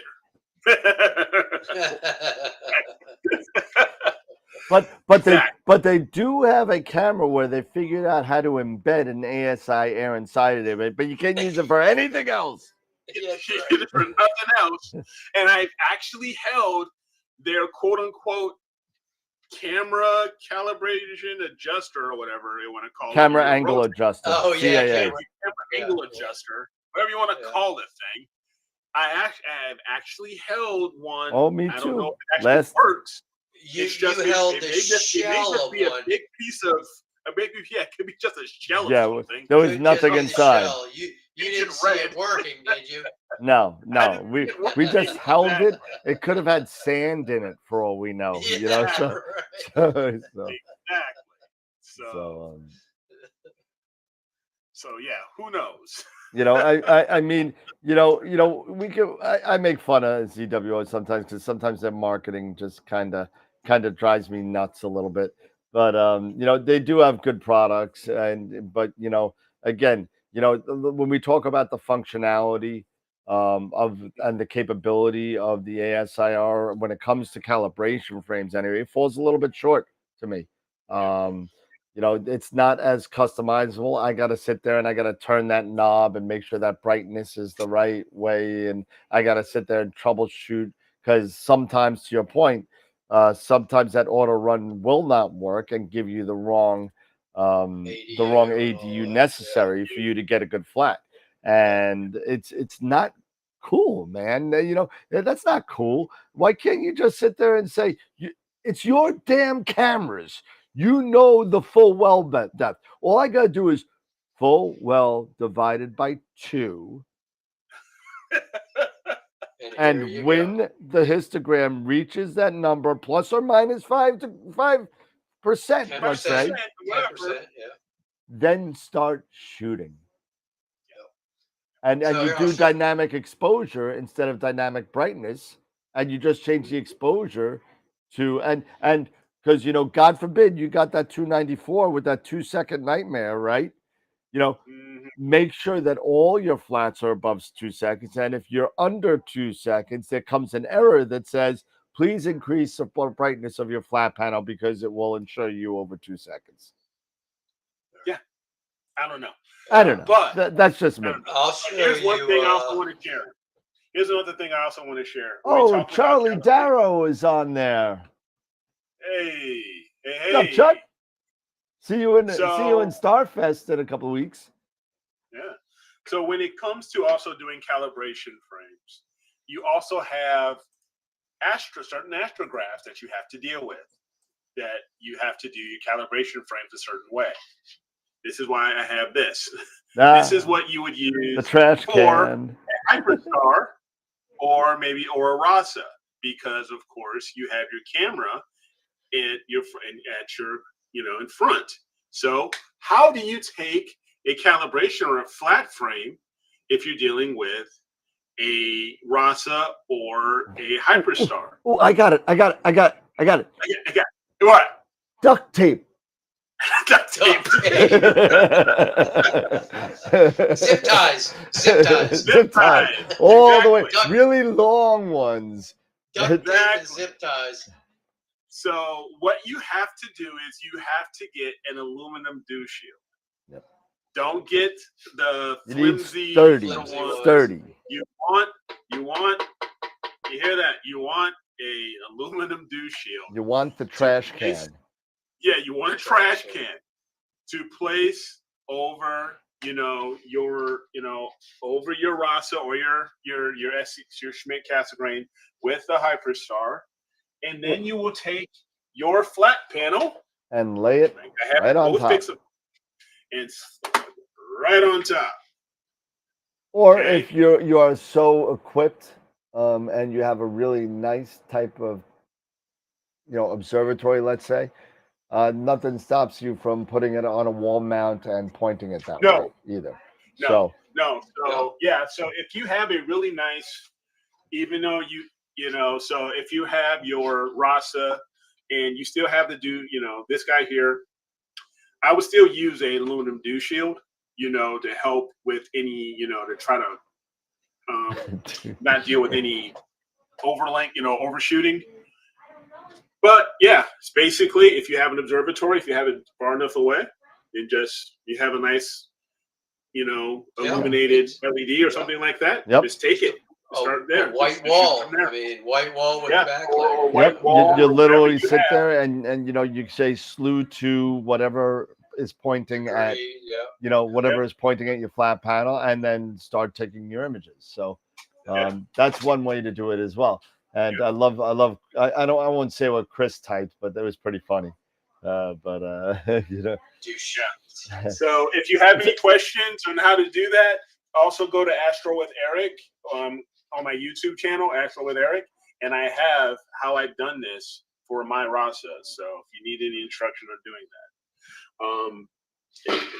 you want Ernest, you want a dew shield for your Mac 150? Is that what I'm hearing? Yeah, if you want, I want one for my Mac 150. Just let me know if that's what you're looking for.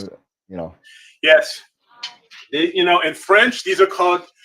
Yes, The dish or the Summer's Eve shield. So the Summer's Eve. Summer's Eve shield. Oh, The Summer's come Eve on. shield. So Ernest, you could try and get something similar. I'm sure they sell 150 Mac dew shields, but it's very similar to a 6-inch dew shield.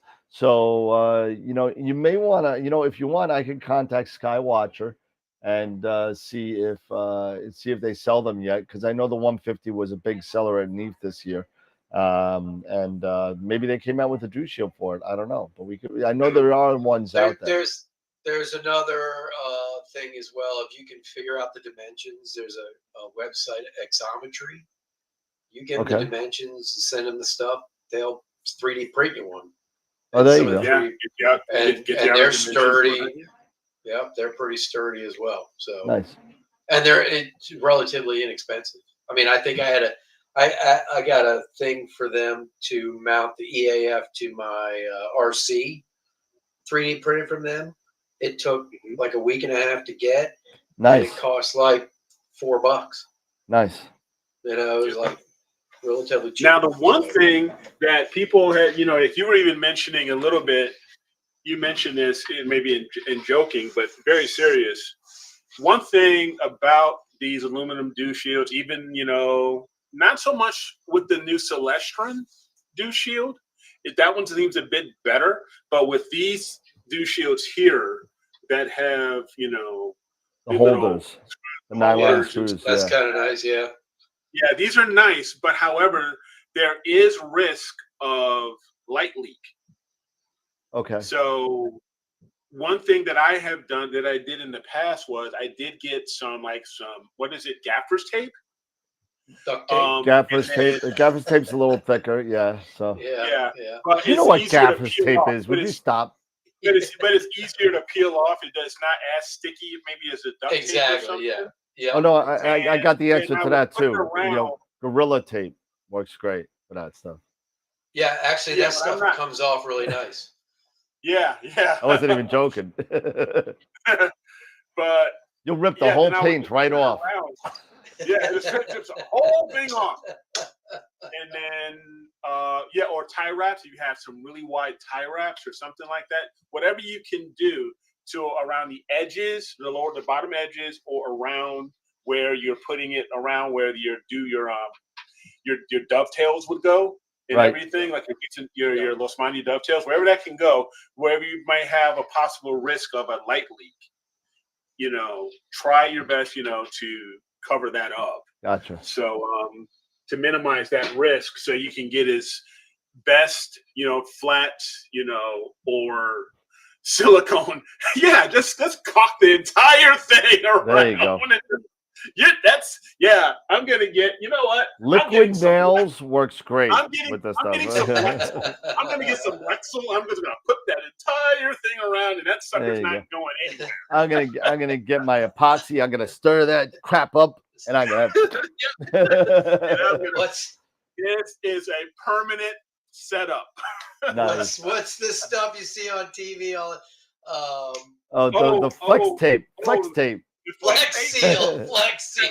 Spray some Flex Seal around there. We made this boat out of flex tape. They didn't show you the end of that, that whole thing where they stopped the engine and he just sank. Yeah, right. What's that crap that you use Loctite? Loctite use on bolts. This works really good. I do this all the time. Check that stuff out. Ooh, there you go. That's the stuff. It is. Right there. That's the stuff. That's all around. There you go. Slather it on there until you can't get it off no more. Exactly. You're not going to see one. Apply liberally. Yes. Please do not do anything that we just said. Yeah, please don't. Oh, please don't. Please don't. So so we will not be held responsible for if you ruin your scope. If you believed anything that we've said in the last 8 minutes, you need to see a doctor. You need a CAT scan. Yeah, you need something. You need something. Maybe Jesus. You need some saving. Oh my goodness. Nice. So, so hey, listen, this was a really great conversation when it comes down to calibration frames because I think it's something that we haven't Absolutely. spoken about in a couple of probably about a year or so. Yep. But next week, I was thinking about doing like a little bit of pre-calibration kind of walkthrough with Pix Insight. So I believe, Eric, I was going to give you blank, but I figured I wouldn't do that because, You were getting me what? I was going to give you blank to Blink. explain. Um, but Hey, you can give me Blink. I've gotten really good at understanding Blink. so we're looking to I'm do just blank. learning subframe selector. I'm What? really getting that one too. Well, yeah, that's an interesting one. So I mean, there's two windows and there's a couple of things you got to put in there and stuff like that. So what we're looking to doing is, I guess, Blink subframe selector and WBPP part 1, which would probably go straight through to the entering your calibration frames, your light frames, and maybe talking a little bit about that panel in the middle on what each thing kind of does. A general overview. This is not going to be a mastering Pix Insight Hold on. class. Tom, Or Tom, Adam that was the Block. best $300 I ever spent. Yep, This absolutely. was the best $300 I ever spent. I spent that. That was a good investment. $300 for Blink. That was the best investment I've made so far. Somebody asked this question in the chat. You could do it, and nobody said anything about my answer. Somebody asked me about a flat panel for the flat earthers, and so my answer to that question was this is a real important topic of conversation because this could really create some problems, right? So Absolutely. what you need to start with is about an 8-inch by 11 piece of construction paper.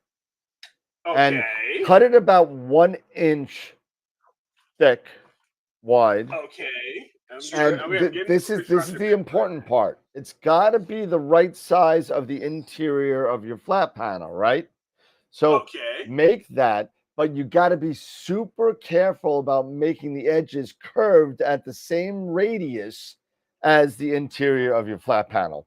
Once you do that, then you can take a flat and you'll have a nice flat area right across your screen, and it will definitely screw up your entire night. Oh. There you go. But you have to make sure you have those curved edges, or else it won't work. Else you're screwed. No. We don't believe in curves. There's no curves. This is a flat Earth. It won't work. No curves. It's all flat. It's a disc, flat disc. It's a disc. It's a flat disc. Yeah. So and hey, listen. Everything, the sun, all the planets, Pluto, everything. Pluto's not a planet. I don't. You know what? Shut your mouth. It is a planet. Everything rotates. The entire universe rotates. All those quote unquote superclusters, the Hojilorium, the Virgo, they all come around the Earth. They don't go around the Earth. We are the center. We are not the center, you ignoramus. It all rotates around us. We are now a Earth-centric. Eric has now changed us to an Earth-centric. We're going back about 5,000 years now in evolution, and we are now an Earth-centric. Now it's called an. It's an Ericentric. It's an Ericentric universe now, so it revolves around Eric, and exactly. That's it. Nice and shiny. This rotates around. Yeah. Wop wop. But that's funny. That's funny. Yeah, we're going back about I don't know. Now we're going pre-Copernicus days. Yes, we're going pre that. We're going just after Christianity. We are doing. We are literally doing. Way back. We're doing Socrates. Mhm. Yeah, right. We're doing Socrates time, That's witchcraft, you heretic. and he died for it. He We'll died for burn it. you. How Right, dare you say right in that the earth ear, is I not think. considered Right? a Didn't he bird? get hemlock in the ear? Hemlock in the ear. That's right. I think that's what it is. Oh, I know my. gosh. See, I'm good with my Greek kind of real person mythology type thing, but like, I'm not good like Eric is with like the actual mythology. Oh gosh, yeah. Hercules. Yeah, we're a little off the rails. It's the end of the night, so Okay, we got a few minutes left. We're gonna Yep. talk about image of the week. sure, We're knock gonna it out. we're gonna talk about image of the week. Now, for those who are not familiar with image of the week, let me tell you, you would go to our website, astroworldweb.com/IOTW. You don't know what it is? I'm going to show you. So I'm going to share my screen right now. All right, there you go. You do that. I am going to share my screen and share. And we are going to go to astroworldweb.com. But don't forget, /IOTW. Image of the week. Ta-da! Ta-da! And it's our image of the week contest. And don't forget, if you are one of our 3 end of the year annual image of the year winners, you have a chance to win one of these 3 fabulous gift certificates, one of these 3 fabulous prizes to AstroWorld telescopes to get yourself, to help you get you some new gear. We got a $300 first prize, a $150 second prize, and a $100 third prize. So don't forget, this is why you want to join up. This is why you want to submit your images. So last week, Brian, aka Sensor32, congratulations again for your row, Ophiuchus, one of my favorite areas of the night sky, the summer night sky. It's coming back, folks. We are getting close to summer nebulae. I can't wait. So they're coming back. So this week's image of the week, May 24th. It's already loaded. And who do we have? We have That's nice. the Stater region by AZ Forerunner. Mm-hmm. We have Ooh. Cat's Eye Nebula. Who's that? By Scott Schneider. Oh man, That's nice, huh? 40 And hours. we have the Northern Lights by Dr. Greg Meyer. So I think he put that in there last week too. I think he did put this in there. He is not. I think he's gonna put it in there every week until he wins that one because that is a pretty pick. That is a pretty pick. Yeah, but I'm. Cool. Yeah, I don't think he saw that cat's eye first. Yeah. No, so he's like, darn it! But no, Look at so the we have core on that. I know that is. They're both good. Cool. They're both good. I mean, they're all good. These are all great images. So congratulations to you all in advance. These are some fantastic images. So thank you for submitting these. But only one maybe can go forward unless we get a tie. But let's start voting. So go to astroworldweb.com/IOTW. And then you can possibly be in the running to be the May image of the month, which will put you in the running for image of the year, and to get one of those 3 awesome gift certificates to AstroWorld telescopes. He did that cat's eye with the 294 Pro. Nice. And Astrophysics Mach 2 GTO mount. See, that's just an awesome. I love that. I love that HD8. Wow. That's a forever ever mount. That's a mount you can pass down. All right. Portal 7 Skies. That gives me hope. I've tried that target. Yep. Really? Could not get it. All right, you can take me off of the 1-up now, Dan. I'm sure I look good, but I was so busy looking at the pictures, I didn't want to, 40 almost 40 and a half hours of integration to get that. Yeah. Wow. Pretty cool. The running chicken, that was last week, Astroscape. I did see that last week. Yep. So if you didn't re-enter it in this week, then it was not in the running for this week. You can always submit it again for next week. But it was in there for last week. 294 with an Edge HD 8. So there is hope. I've got an Edge HD 8. Maybe I'll take that shot. Did he have That's a reducer? Did he have a reducer on? I don't see a reducer on. Doesn't look like it. Looks like it's at F10. Yeah, all right. You know, right now we are in the middle of the full moon week. It's narrowband time. So I'm looking at my Sky Tools for imaging software, trying to decide on a good option for this week. And so far, right now, it's the Ring Nebula, as far as Messier optics, the Ring Nebula, the Dumbbell, and the Owl Nebula are my top choices right now. So, what is some good? I'm still working on the Eagle. I'm working on the Eagle. So I was supposed to get 2 hours on the Eagle last night in my 03, and I screwed up, and it didn't come out so well. It happens. So, but it's all good. All right, fellas. Well, everybody get on. Whoever's on, we got 26 people on. Watch and vote for your picture of the week. Next Friday. So who wants to do Blink? Who wants to do WBBP? And who wants to do Subframe Selector? You know what? So I know nothing about Subframe Selector, so okay. So let's spend $300 on it.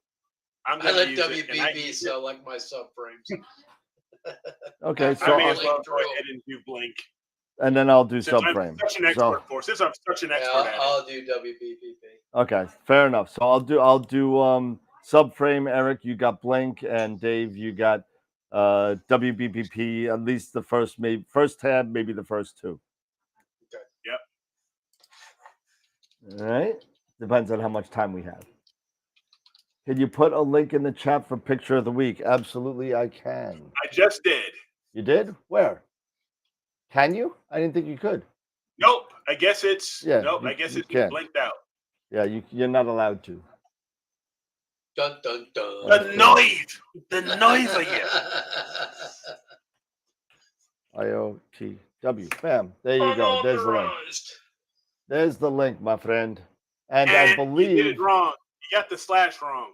I don't know what it is. It'll switch and and you know what? Not for nothing. If you go in the notes in the description of the chat, it's all the way down at the bottom as well. That is correct. And if you're so inclined to join us on Patreon, that's there, and our Discord server is there as well. Yeah. Speaking of that, if you guys have liked this show, you like the banter, you like the information, we've been talking about calibration frames, flats, darks, biases, all that good stuff. Do us a huge favor. Give this video a thumbs up. Give this live video a thumbs up. If you're going to watch this on replay, again, give this video a thumbs up and share. Share. Leave comments. Let us know how we're doing. Give us, we would give us your honest feedback. If there's something you're interested in us talking about, a topic, anything like that, definitely, drop that into the comments because we do check those out. And join us on Discord. We do have a Discord channel, so join us there. So definitely, we would appreciate the continued support. We've been doing this now for almost just over 5 years now. So we love doing this stuff, Dan and I. So come on, share the show. Share, if you're on Facebook. And if you're one of our few Twitch people, Twitch subscribers that are hanging out, those 30 people. Yep, 33. 33. 33. Let's get up to 34 or 35. Bring it in. Twitch. I'm putting out a challenge. Let's see if we can get to 40. Let's see if we can get to 40 Twitch users. Okay? Stuff like that. So definitely give us a thumbs up. give us a like if you're on Facebook or anything like that. We would really appreciate it. Absolutely. And then we got 26 likes and 26 watching. So thank you for everybody that's Thank you. been doing that. Absolutely. Appreciate that. And yeah, join us on Discord. We got a lot of cool people on Discord that like to chat about Astro stuff. And we have equipment discussions. We have general. We have buy and sell if people are trying to buy and sell some used equipment. So come check it out. So do not hit the thumbs up twice, Newman. It takes it away. So so if you did it, hit 3. Only odd numbers, please. Thank you. Only odd numbers. So, but thanks everybody hanging out. I guess final thoughts, fellas. No. Just again, great show. Don't forget to go to astroworldweb.com/IOTW to check out the images of the week and vote. You only vote once. Vote once. Yeah. Besides that, have a great week. Have a great rest of your week. See you guys on Friday. And yeah, that's about it for me. No, Dean. Odd numbers, Dean. Odd. Odd means 1, 3, 5, 7, 9. That's odd, not 6. Everybody's giving us even numbers. Not 0. 0 is an even number. Jay, 0 is even. 21, like blackjack. Oh my goodness. All right, Mr. Schaefer. Good show. Make sure you do your calibration frames. Flats. Absolutely. If you haven't nailed them down, figure them out. They will make your images so much better. They will. It saves you time and effort in post-processing. You're not trying to, correct for just stuff that you could do. If once you get your flats done, it's easy after that. So nail them down, get them done, and do them. It's worth the effort. Also, I'm going to give a shameless plug for my website, astrowitheric.com. I'm looking to start drumming up some subscriptions to share, looking for comments. I put out 3 blog posts so far, the latest one's on Galaxy season. The latest one's on Galaxy season, which we're getting towards the end of. Now we're going to be getting ready to move towards the summer. And my latest image of M51, do me a favor. Love to hear you guys, participate. Love to hear your comments, stuff like that. It doesn't cost you guys anything. Just go there, astrowitheric.com, subscribe. Let me know what you guys think. Still a work in progress, but love to hear what some participation and hear what you guys are thinking about. Thanks for another informative and interesting night. Take care, everyone. Thank you so much. Steve, appreciate it. Charlie, I'll see you at Starfest as well. I'm looking forward to hanging out with you. Maybe we could have some a nice little drink or so. And I'm going to be doing a day thing. I'm going to be doing nights somewhere else. I may not be imaging from Starfest, but I'll be imaging from Canada.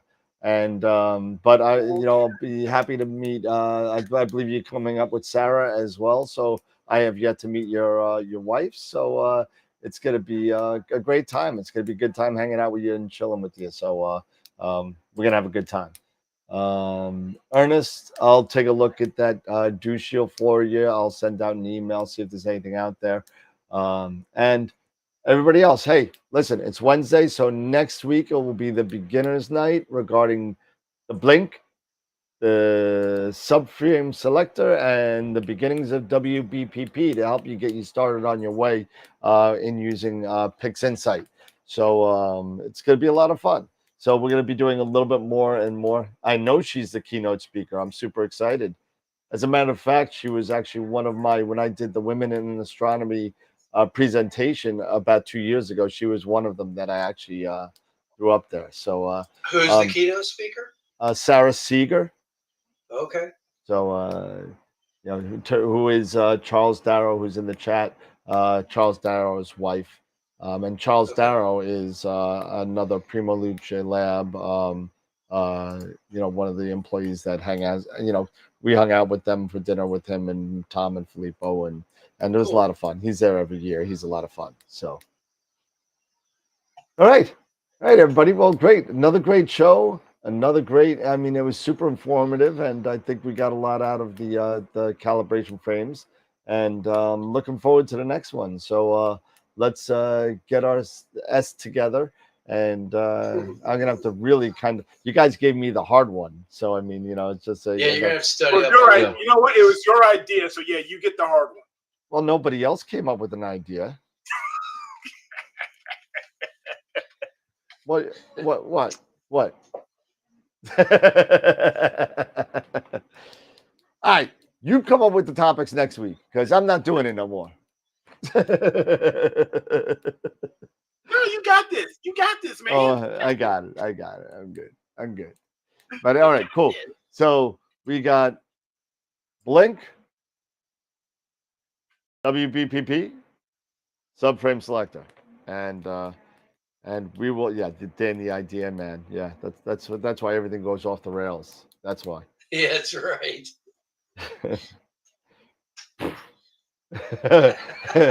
Anyway, everybody, have a great night. Thanks for hanging out with us. Appreciate everything. We'll see everybody Friday night at 8:00 for our WBPP discussion. And see you then. Everybody have a wonderful rest of your Wednesday evening and enjoy. Have a good night. And remember, as always, to keep imaging, keep educating, and clear skies. And we'll see you on Friday night. I got clear skies tonight. I'm imaging. Oh, good job. I'm going to have a sidecar. See you later. Yeah.